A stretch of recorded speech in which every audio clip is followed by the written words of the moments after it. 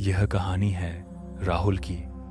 राहुल एक साधारण लड़का था जो अपने परिवार के साथ एक छोटे शहर में रहता था। वह कॉलेज में पढ़ता था और पार्ट टाइम काम भी करता था। सब कुछ बिल्कुल सामान्य चल रहा था, लेकिन एक दिन उसकी जिंदगी में कुछ ऐसा हुआ जिसने सब कुछ बदल दिया। एक शाम राहुल कॉलेज से घर लौटा। दरवाजे के पास एक छोटा सा पार्सल रखा हुआ था। उस पर उसका नाम लिखा था, लेकिन भेजने वाले का नाम नहीं था। राहुल ने सोचा शायद उसके किसी दोस्त ने मजाक किया होगा। उसने पार्सल खोला। अंदर एक काली कपड़े की गुड़िया थी। गुड़िया अजीब थी। उसकी आंखें लाल धागों से बनी थीं और उसके शरीर में छोटी छोटी सुइयां लगी हुई थीं। साथ में एक कागज था जिस पर लिखा था, जिस दिन आखिरी सुई निकलेगी उस दिन तुम्हारी आखिरी सांस होगी। राहुल हंस पड़ा। उसे लगा किसी ने प्रैंक किया है, लेकिन उसे नहीं पता था कि असली डर अब शुरू होने वाला है। उस रात राहुल सो रहा था। अचानक उसकी नींद खुली। कमरे में अजीब सी ठंडक थी। उसने देखा कि मेज पर रखी वो गुड़िया अब कुर्सी पर बैठी थी। राहुल घबरा गया। उसने सोचा शायद उसने ही वहां रखी होगी और भूल गया होगा। लेकिन तभी गुड़िया के शरीर से एक सुई गिर गई और उसी पल राहुल के हाथ में तेज दर्द हुआ। उसकी त्वचा पर छोटा सा घाव बन गया। अब राहुल को थोड़ा डर लगने लगा था। अगले दिन राहुल ने इंटरनेट पर खोजा। उसे पता चला कि यह वूडू डॉल जैसी चीज होती है जिसे काला जादू में इस्तेमाल किया जाता है। आपार अगर कोई उस डॉल को नुकसान पहुंचाता है तो वही दर्द असली इंसान को होता है। अब राहुल सच में डर गया, लेकिन सवाल था, यह गुड़िया किसने भेजी थी? राहुल को अचानक एक बात याद आई। कुछ महीने पहले उसका झगड़ा अपने पुराने दोस्त विकास से हुआ था। विकास अजीब स्वभाव का था। वह हमेशा कहता था, मुझसे दुश्मनी मत लेना, मैं बहुत खतरनाक हूं। लेकिन राहुल ने उसकी बातों को कभी गंभीरता से नहीं लिया। उस रात राहुल सो नहीं पा रहा था। वह बार बार उस गुड़िया को देख रहा था। गुड़िया की आंखें अंधेरे में अजीब चमक रही थीं। अचानक उसके कानों में फुसफुसाहट सुनाई दी, तुम बच नहीं सकते। राहुल डर के मारे उठ बैठा। कमरे में कोई नहीं था, लेकिन तभी गुड़िया का सिर धीरे धीरे उसकी तरफ घूम गया। अब राहुल पूरी तरह डर चुका था। अगले दिन राहुल अपने दोस्त के साथ एक तांत्रिक बाबा के पास गया। बाबा ने गुड़िया देखते ही कहा, यह बहुत शक्तिशाली काला जादू है। राहुल ने घबराकर पूछा, क्या मैं बच सकता हूं? बाबा ने कहा, जिसने यह जादू किया है उसे रोके बिना तुम नहीं बचोगे।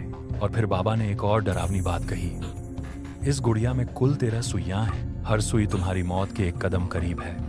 राहुल ने गिनती की। अब केवल 7 सुइयां बची थी। अगले कुछ दिनों में अजीब घटनाएं होने लगी। राहुल को अचानक चोट लग जाती, उसके शरीर पर घाव बन जाते और हर बार गुड़िया से आभा आभा आहा आभा आहा एक सुई कम हो जाती। राहुल समझ चुका था, कोई कहीं बैठकर उस गुड़िया से खेल रहा था। एक रात राहुल ने तय किया कि वह विकास के घर जाएगा। रात के 12 बजे वह उसके घर पहुंचा। घर का दरवाजा खुला था, अंदर अंधेरा था। राहुल धीरे धीरे अंदर गया और जो उसने देखा, उसके पैरों तले जमीन खिसक गई। कमरे के बीचों बीच एक बड़ा सा काला जादू का चक्र बना था। उसके बीच में बैठा था विकास और उसके हाथ में थी ठीक वैसी ही गुड़िया। विकास जोर जोर से हंस रहा था। उसने कहा, मैंने कहा था ना, मुझसे दुश्मनी मत लेना। फिर उसने एक सुई उठाई और गुड़िया में चुभा दी। उसी पल राहुल जमीन पर गिर पड़ा। उसकी सांस रुकने लगी। अब केवल एक आखिरी सुई बची थी। राहुल ने किसी तरह हिम्मत जुटाई। वह उठकर विकास की तरफ दौड़ा। दोनों के बीच लड़ाई शुरू हो गई।